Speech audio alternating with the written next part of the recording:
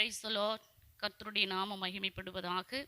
இந்த நாளிலும் சகோதரிகளாகிய உங்கள் யாவருக்கும் இயேசுவின் இனிதான நாமத்தில் பெண்கள் தின வாழ்த்துதலை கூறிக்கொள்ளுகிறேன். இந்த நாளில் நாம் வேதத்தில் உள்ள பெண்களை குறித்து பார்க்க போகிறோம். லூக்கா எழுதின சுவிசேஷம் 10ஆம் அதிகாரம் 39 42 வசனங்களை வாசிக்க கேட்போம். அவளுக்கு மரியாள் என்னப்பட்ட ஒரு சகோதரி இருந்தால், அவள் இயேசுவின் பாதத்தருகே உட்கார்ந்து அவருடைய வசனத்தை கேட்டுக்கொண்டிருந்தாள். மார்த்தாலோ பற்பல வேலைகளை செய்வதிலே மிகவும் வருத்தமடைந்து அவரிடத்தில் வந்து, ஆண்டவரே, நான் தனியே வேலை செய்யும்படி என் சகோதரி என்னை விட்டு வந்திருக்கிறதை குறித்து உமக்கு கவலை இல்லையா? எனக்கு உதவி செய்யும்படி அவளுக்கு சொல்லும் என்றார்.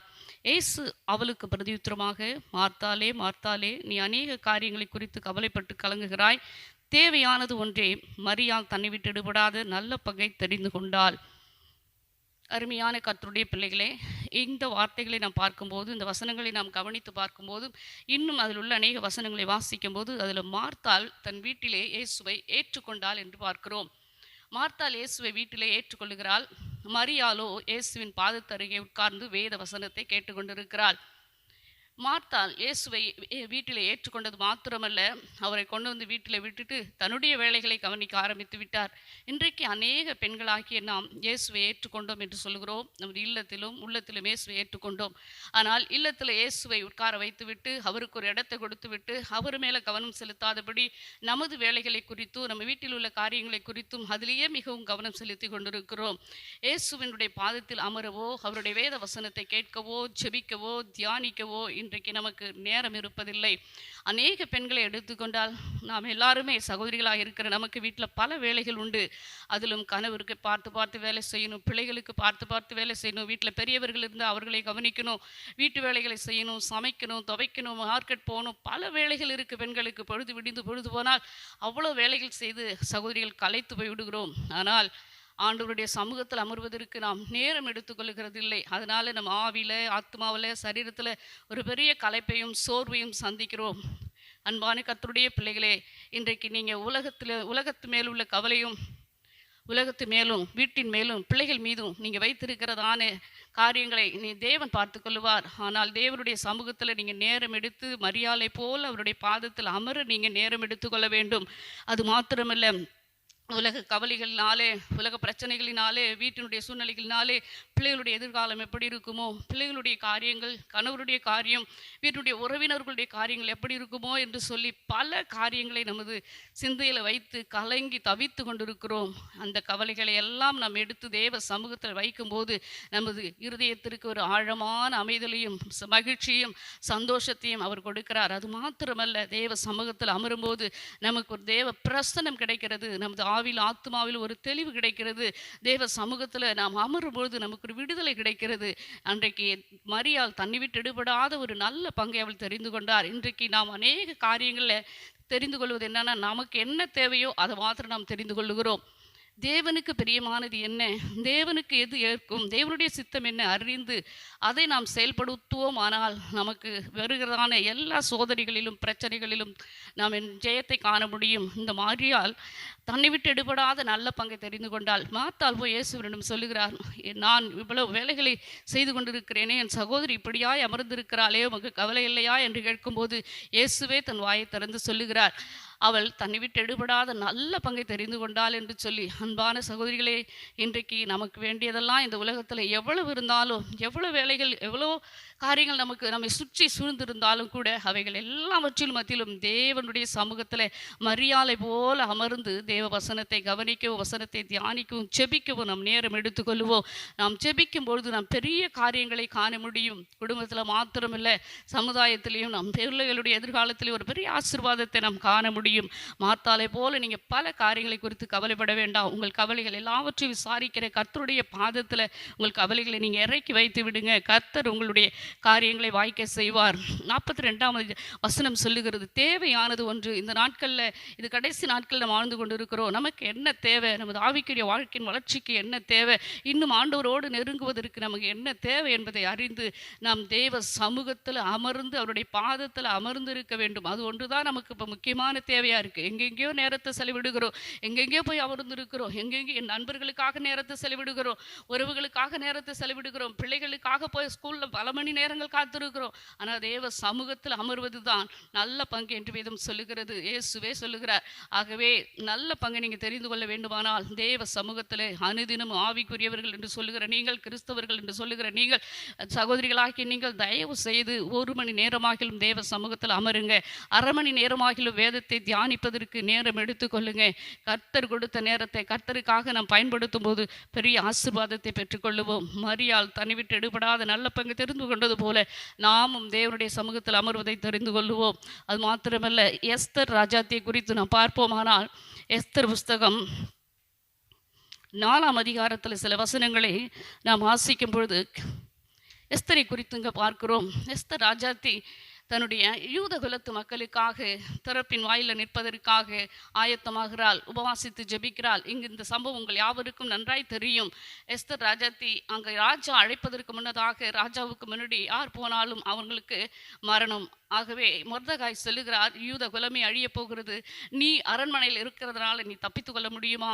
முடியாது. ஆகவே நீ போய் ராஜாவினிடத்தில் பேசு என்று சொல்லும்போது அவள் சொல்லுகிறாள், சரி நான் பேசுகிறேன். அதற்கு முன்னதாக நாம் என்ன செய்ய வேண்டும்?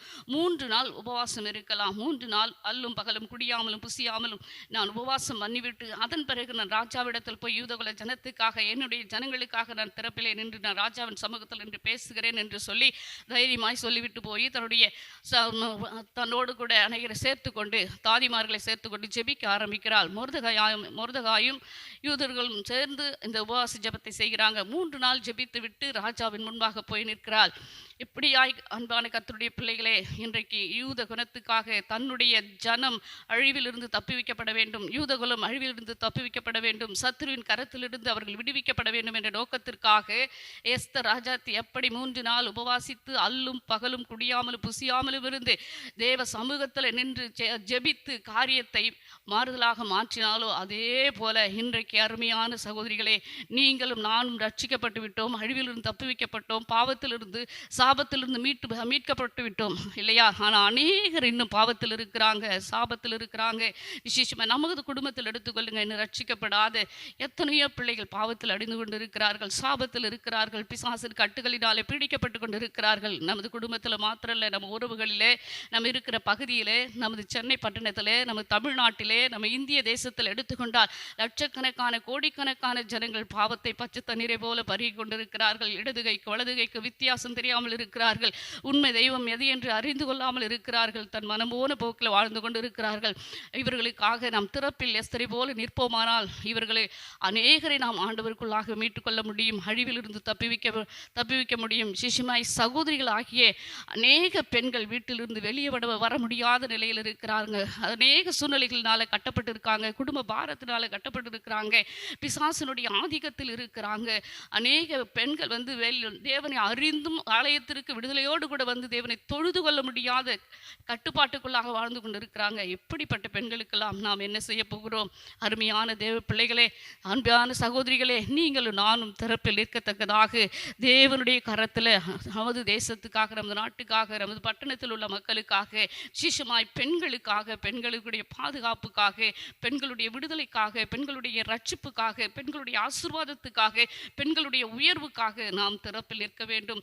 எஸ்தரை போல உபவாசித்து ஜெபித்து, அப்படி உபவாசிக்க முடியலனா தினமும் உங்களுடைய அனுதின ஜெபத்தில் ஆகுது சகோதரிகளை எல்லாரையும் நாங்கள் ஒப்பு கொடுத்து நீங்கள் ஜெபிக்கணும். அவர்களுடைய விடுதலைக்காக, ரட்சிப்புக்காக ஜெபிக்கணும். அநேக சகோதரிகள் சத்துருவின் கரத்திலிருந்து விடுவிக்கப்பட வேண்டும், உலக சிற்றின்பங்களிலிருந்து விடுவிக்கப்பட வேண்டும், பலவிதமான தவறான காரியங்களில் ஈடுபட்டு கொண்டிருக்கிற சகோதரிமார்களை தேவன் விடுவிக்க வேண்டும். இன்றைக்கு நீங்கள் நானும் செய்ய வேண்டிய ஒரு உத்தரவாதம், தேவ சமூகத்தில் நின்று ஜெபிக்க வேண்டும். அப்படி நாம் ஜெபிக்கும் போது எஸ்தர் ஜெபித்ததினாலே யூத குலத்துக்கே ரட்சிப்பு வந்தது. இன்றைக்கு நீங்களும் நானும் ஜெபிக்கும் போது நமது குடும்பத்திற்கு மட்டுமல்ல, நமது உறவுகளுக்கு மட்டுமல்ல, நமது பகுதியில் உள்ள மக்களுக்கு மட்டுமல்ல, நீங்களும் நானும் ஜெபிக்கிறது ஊக்கமான ஜெபத்தினாலே நமது சென்னை பட்டணத்தில் உள்ள சகோதரிகள், தமிழ்நாட்டில் உள்ள சகோதரிகள், இந்திய தேசத்தில் உள்ள சகோதரிகள் எந்தெந்த சூழ்நிலையில கட்டப்பட்டிருக்கிறார்கள், எந்தெந்த சூழ்நிலை மாட்டிக்கொண்டிருக்கிறாங்க, வெளியே வர முடியாம, வெளியே சொல்ல முடியாத போராட்டத்தில் மாட்டி தவிக்கிறதான பெண்களை விடுவிக்க இன்றைக்கு உங்களுடைய என்னுடைய ஊக்கமான ஜெபம் தேவைப்படுகிறது. அதற்காக சகோதரிகளை இன்றையிலிருந்து ஒரு முடிவு எடுத்துக்கொள்ளுங்க. இது மகளிர் தினமா இருக்கிறதுனால ஒவ்வொரு மகளிருக்காகவும் நீங்க ஆண்டவர் சமூகத்தில் உத்தரவாதத்தோடு நீங்க நிற்க வேண்டும். ஆகவே ஒவ்வொருவரும் உங்களையும் என்னையும் ரட்சித்ததற்கு ஒரு நோக்கம் உண்டு. நம்மளை போன்ற சகோதரிகள், பெண்கள் இன்னும் அநேகரை ஆண்டவர் தொடத்தக்கதாக, ரட்சிக்கத்தக்கதாக, தேவனுக்காக எழும்பி கிரியை செய்யத்தக்கதாக நம்முடைய ஜெபம் ஒரு பெரிய மாற்றத்தை சகோதரிகள் மத்தியிலே கொண்டு வரணும். அன்றைக்கு எஸ்தர் ராஜாத்தி செய்த ஜெபமானது யூத குலத்துக்கே ஒரு ரட்சிப்பை கொண்டு வருமே. ஆனால் இன்றைய நாட்களில் நாம் ஜெபிக்கும் ஜெபங்கள் இன்றைக்கு நமது தேசத்தில் ஒரு பெரிய மாற்றத்தை கொண்டு வர முடியும். நாம் ஜெபிக்கும் போது நமது ஊக்கமான ஜெபத்தினால நமது தேசத்தில் ஒரு பெரிய ஆசீர்வாதத்தை பார்க்க முடியும்.